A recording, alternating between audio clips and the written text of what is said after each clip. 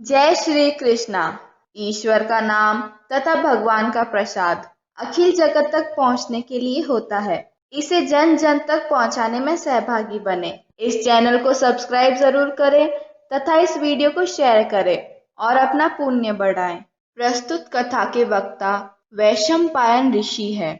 बहुत पहले रमणीय कैलाश पर्वत के शिखर पर भगवान शंकर और माता पार्वती प्रसन्न मुद्रा में बैठे हुए थे। परम दयालु माता गौरी ने महादेव जी से पूछा, प्रभो, किस व्रत एवं पूजन से सौभाग्यशाली नारियों के पुत्र जीवित एवं चिरंजीवी बने रहते हैं? कृपया उसके बारे में और उसकी कथा के विषय में बताने का कष्ट करें। त्रिकालज्ञ भगवान शंकर ने जीवित पुत्री का व्रत अर्थात जितिया व्रत के विधान, महत्व तथा महात्म्य की कथा बताते हुए कहा, दक्षिणापथ में समुद्र के निकट नर्मदा के तट पर कांचनावती नाम की एक सुंदर नगरी थी। वहां के राजा मल्यकेतु थे। उनके पास चतुरंगिणी सेना थी। उनकी नगरी धन धान्य से परिपूर्ण थी। नर्मदा के पश्चिम तट पर बाहुटार नामक एक मरुस्थल था। वहां गागू नाम वाला एक पाकड़ का पेड़ था। उसकी जड़ में एक बड़ा सा कोटर था।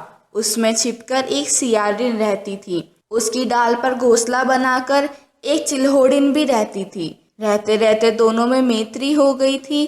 संयोगवश उसी नदी के किनारे उस नगरी की सधवा स्त्रियां अपने पुत्रों के आयुष्य और कल्याण की कामना से जीमूत वाहन का व्रत एवं पूजन कर रही थी। उनसे सब कुछ जानकर चिल्होड़िन और सियारिन ने भी व्रत करने का संकल्प कर लिया।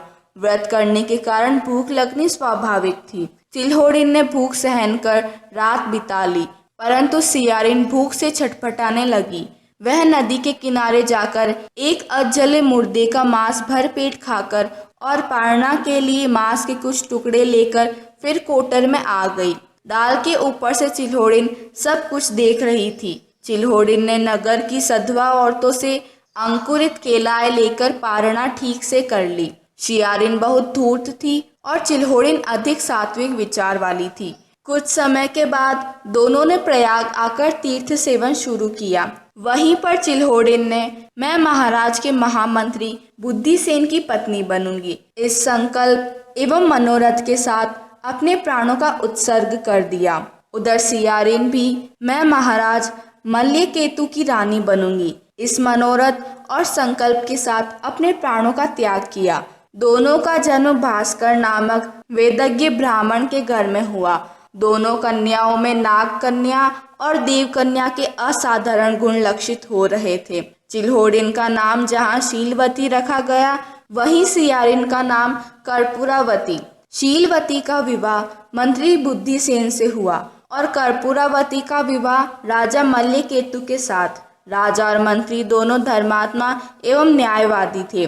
प्रजा को राजा अपने पुत्र के समान मानता था और प्रजा भी उन्हें खूब चाहती थी। समय के अनुसार शीलवती और कर्पूरावती को 7 पुत्र हुए। शीलवती के 7 पुत्र जीवित थे, पर कर्पूरावती के 7 पुत्र एक एक करके काल की गाल में समाते गए। कर्पूरावती बहुत दुखी रहती थी। उधर शीलवती के सभी पुत्र हमेशा राजा की सेवा में हाजिर रहते थे। वह सब बड़े विनयी और राजा के आज्ञाकारी थे। रानी उन्हें देखकर जलती रहती थी। उसे ईर्ष्या होती थी कि शीलवती के सभी पुत्र जीवित हैं। एक दिन रानी ने रूठकर खाना पीना और बोलना भी बंद कर दिया। राजा से दूर किसी एकांत कोठरी में पड़ी हुई थी। राजा को जब ये मालूम हुआ तो वे उसे मनाने गए, तब उसने उनकी एक भी नहीं सुनी। आखिर परेशान राजा ने कहा कि तुम जो कुछ कहोगी मैं वही करूँगा, तुम उठो और खाना खाओ। यह सुनकर उसने कहा कि यदि यह सत्य है तो अमुक दरवाजे के पास एक चक्र रखा हुआ है, आप शीलवती के सभी पुत्रों का सिर काट कर ला दीजिए। ऐसा नहीं चाहते हुए भी राजा ने आखिर वही किया जो रानी चाहती थी।